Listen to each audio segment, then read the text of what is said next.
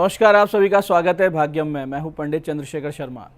दर्शकों, सबसे पहले हम समझते हैं आज के दिन के पंचांग को, जिससे हम आज के इस दिन के अच्छे बुरे समय को समझ सके, जान सकें। आज दिनांक है 11 मई सन 2024, विक्रम संवत 2081 चल रहा है।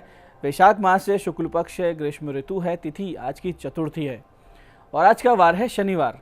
और आज के नक्षत्र की बात करें तो मृगशिरा नक्षत्र सुबह 10:16 तक है, आगे आद्रा नक्षत्र है। योग सुकर्मा है, सुबह 10:02 तक, आगे धृति योग है। तो योग की दृष्टि से अच्छे और ठोस लंबे समय तक चलने वाले कार्य आज से आप शुरू कर सकते हैं। करण वणिज है, दोपहर बाद 2:23 तक, आगे विष्टिकरण रहेगा। सूर्योदय का समय दर्शकों सुबह 5:41 का था और सूर्यास्त का समय शाम 7:05 का है। आज का राहुकाल सुबह 9 से 10:30 के बीच रहेगा, इसे पूरी तरीके से टाल दीजिएगा। इसमें कोई शुभ कार्य नहीं करते हैं और लंबी यात्रा पे नहीं निकलना चाहिए। अभिजीत मुहूर्त आज दिन में 11:56 से दोपहर 12:50 के बीच है। दिन में 4 बार दुष्ट मुहूर्त भी रहेंगे, हालांकि ये चारों दुष्ट मुहूर्त सुबह बहुत जल्दी निकल जाएंगे, फिर भी रोजाना इन्हें समझें और सूझबूझ से इन्हें टाल दें। आज के दुष्ट मुहूर्त थे सुबह 5:41, 6:33, 6:34 और 7:28। आज का दिशाशूल दर्शकों पूर्व दिशा में है, तो पहले कोशिश तो यही करें कि पूर्व दिशा की यात्रा को आप टाल दें। लेकिन अगर फिर भी जाना बहुत जरूरी है, अनिवार्य रूप से आप पूर्व की यात्रा कर रहे हैं, तो फिर इसका परिहार करें। परिहार इस प्रकार होगा, पूर्व की ओर अपना मुख कीजिए, थोड़ा सा अदरक या उड़द के दाने खाकर पहले 5 कदम पीछे चलिए और इस दौरान अपने हृदय में अपने इष्ट का ध्यान करें, भगवान श्री राम का नाम लें और फिर इस दिशा की यात्रा करें। तो यात्रा बहुत अच्छी रहेगी, कार्य सिद्ध होंगे, दिशाशूल नहीं लगेगा। आज का शुभ समय दर्शकों यानी कंपैरेटिवली आज के दिन का सबसे अच्छा समय, जिसमें अच्छी कोशिशें आप करेंगे तो सफल होने के चांसेस आपको ज़्यादा मिलेंगे। ये हैं सुबह 8 से 9 और फिर दोपहर 12:30 से शाम 5:20 तक। दोनों कालखंड बहुत अच्छे, इनका सदुपयोग करें। आज की चंद्र राशि दर्शकों मिथुन है, यानी चंद्रमा बुध की राशि मिथुन से गोचर कर रहे हैं, जिससे आज के दिन सभी 12 राशियों के लिए कुछ इस प्रकार रहने वाला है। सबसे पहले बात करते हैं मेष राशि की। तो मेष राशि वाले आज अपने पराक्रम से भाग्य के नए अवसरों का निर्माण करेंगे। वहीं वृष राशि वाले स्वास्थ्य लाभ करेंगे, लेकिन किसी से अनबन भी हो सकती है। और मिथुन राशि वाले अपने पार्टनरशिप के कामों में पाएंगे लाभ, लेकिन रहेंगे आज भ्रमित स्थिति में।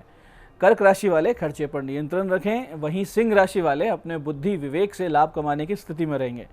कन्या राशि वाले घर में शांति का अनुभव करेंगे। तो तुला राशि वाले पाएंगे जबरदस्त सपोर्ट सिस्टम। वृश्चिक राशि वाले वाणी से उठाएंगे लाभ, लेकिन स्वास्थ्य रहेगा खराब। धनु राशि वालों को होगा आज लाभ और मिलेंगे अच्छे नए साथी। मकर राशि वाले लंबी यात्रा की प्लानिंग करते दिखेंगे। वहीं कुंभ राशि वाले हर तरह से लाभ की स्थिति में दिख रहे हैं।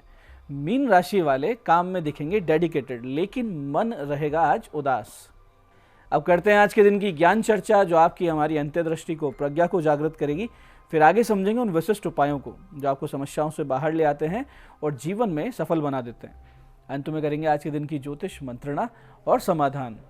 दर्शकों, सुख की परिभाषा अलग अलग हुआ करती है। एक साधु का सुख साधना भक्ति में है, तो एक व्यसनी का सुख उसके नशे में, उसके व्यसन में है।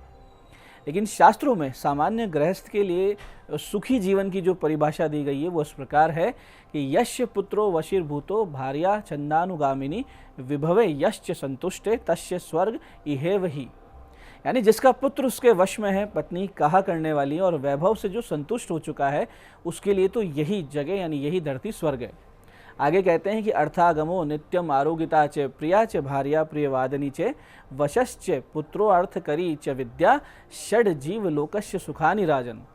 यानी कि कहा है कि हे राजन, अर्थोपार्जन, आरोगित्व यानी आरोग्यता, अच्छी लगने वाली और प्रिय बोलने वाली पत्नी और अपने अधीन पुत्र यानी आज्ञा मानने वाला पुत्र और अर्थकरी विद्या यानी ऐसी विद्या जिससे अर्थ उपार्जन होता है यानी कि कमाई होती है।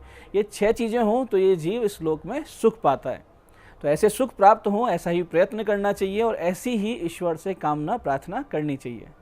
ये थी आज की ज्ञान चर्चा। अब बात करते हैं उन विशिष्ट उपायों पर जो सभी प्रकार की आपकी समस्याओं का समाधान बहुत ही सरलता से करते हैं, जिन्हें करके आप असफलता को पीछे छोड़ते हुए जीवन में सफलता की ओर दृढ़ता से तेज गति से अग्रसर होते हैं।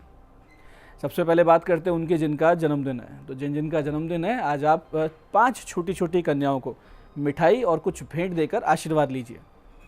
साथ ही दोपहर 12:30 पर 1.25 किलो मीठे दही से भगवान शिव जी का अभिषेक कीजिए। महामृत्युंजय मंत्र की 3 माला का जाप वहीं मंदिर में बैठकर कीजिए और दोपहर में वृक्षों में जल अर्पण कीजिए। पशु पक्षियों के निमित्त पानी पीने के पात्र पेड़ों पे बांधिए। उसके बाद में शाम 5:30 बजे से आप किसी वृद्धाश्रम में 5.25 किलो से अधिक जितनी आपकी क्षमता हो उतने फल वितरित करवा दीजिए। तो ऐसा करेंगे तो आने वाला वर्ष बहुत ही सुंदर रहेगा, शुभ रहेगा, अनुकूल रहेगा।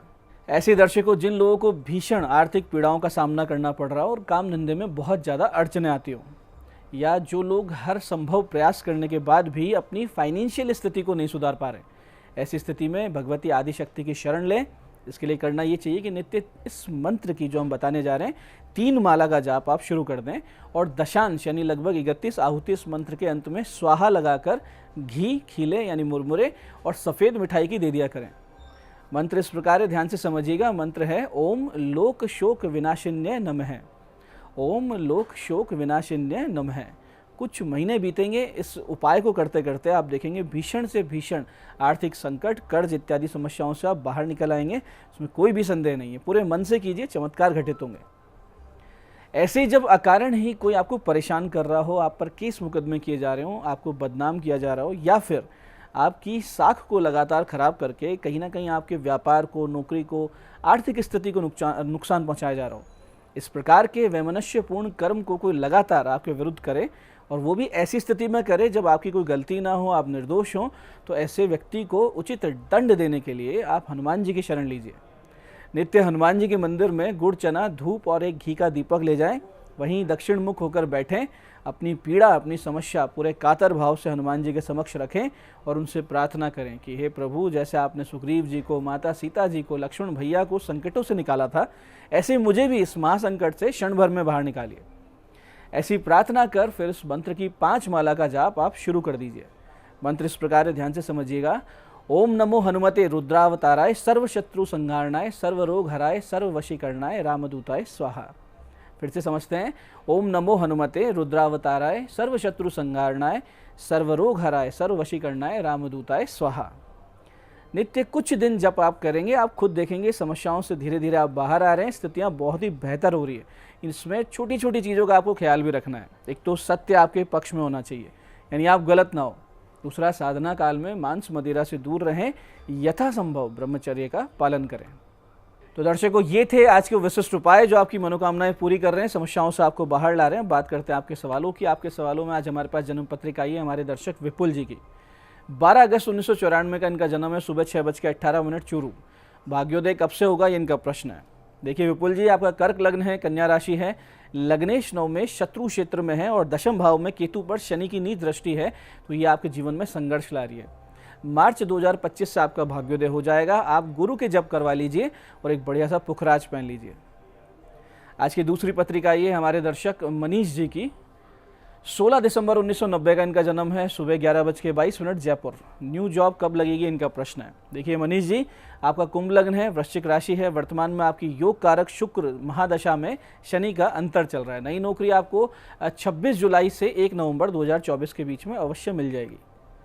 आज की तीसरी पत्रिका ये हमारे दर्शक आरती जी की। 21 अप्रैल 1986 का इनका जन्म है। दोपहर बाद 4:27 दिल्ली।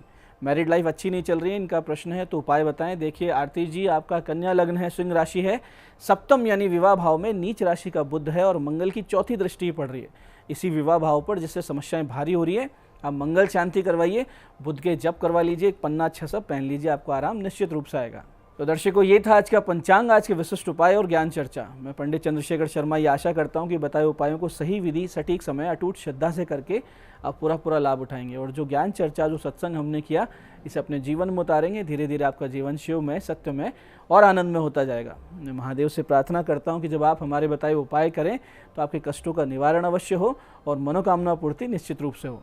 कार्यक्रम में बने रहने के लिए बहुत बहुत साधुवाद। भगवती आप सबका कल्याण करे। जय आदिशक्ति।